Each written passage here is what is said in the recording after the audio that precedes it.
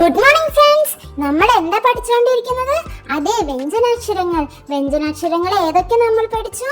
ക, ഖ, ഗ, ഘ, ങ, ച, ഛ, ജ, ഛ, ഞ, ത, ഥ, ഡ, ധ, ന. ഇനി നമുക്ക് അടുത്ത വ്യഞ്ജനാക്ഷരങ്ങൾ ഏതൊക്കെയാണെന്ന് നോക്കാം. അടുത്ത അക്ഷരങ്ങൾ ഏതാണെന്ന് നിങ്ങൾക്കറിയാമോ? ഇല്ലേ? എങ്കിൽ ടീച്ചർ പറഞ്ഞു തരാട്ടോ. ഏതൊക്കെയത് പറയട്ടെ. ത, ഥ, ദ, ധ, ന. ഇനി നമുക്ക് ത പരിചയപ്പെടാം. ത വളരെ എളുപ്പമാണ് എഴുതാൻ. നമുക്ക് നോക്കാം. ത കണ്ടോ നിങ്ങള്? നോക്കിയേ. ത, തക്കാളി, തത്ത, തവള. ത, തക്കാളി, തത്ത, തവള. ഇനി നമുക്ക് ത എങ്ങനെ എഴുതുന്നതെന്ന് നോക്കാം. ഓക്കേ.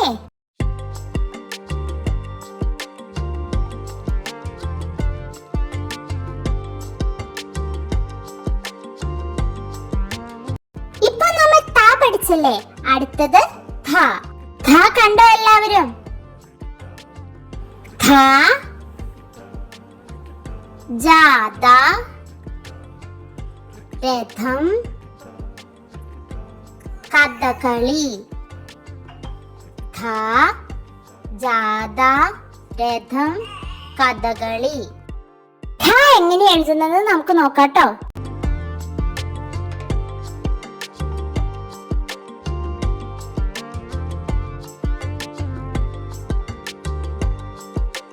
ഇനി അടുത്ത അക്ഷരം ദ.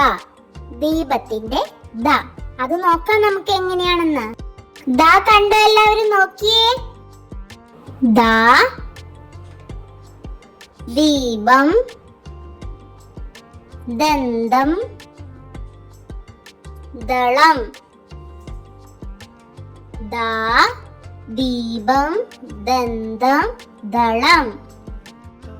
ദ എങ്ങനെ എഴുതുന്നതെന്ന് നമുക്ക് നോക്കാട്ടോ.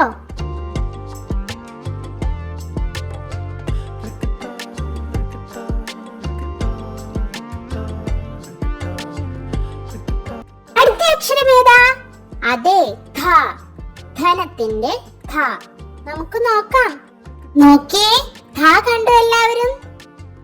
ധ, ധനം, ധനുസ്, ധാന്യം. ധ, ധനം, ധനുസ്, ധാന്യം. ഇനി നമുക്ക് ധ എങ്ങനെ എഴുതുന്നതെന്ന് നോക്കാം.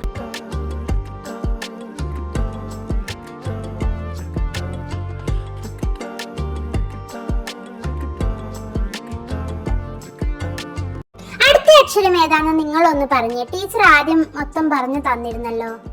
ഏതാത്? അതെ, ന. ഞാൻ നോക്കിയേ എല്ലാവരും. ന, നക്ഷത്രം, നഖം, നദി. ന, നക്ഷത്രം, നഖം, നദി. ഇനി നമുക്ക് ന എങ്ങനെ എഴുതുന്നതെന്ന് നോക്കാട്ടോ.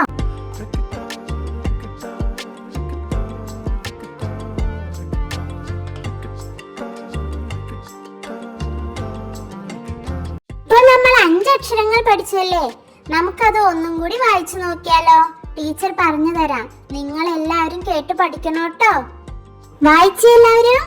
ത, ഥ, ദ, ധ, ന.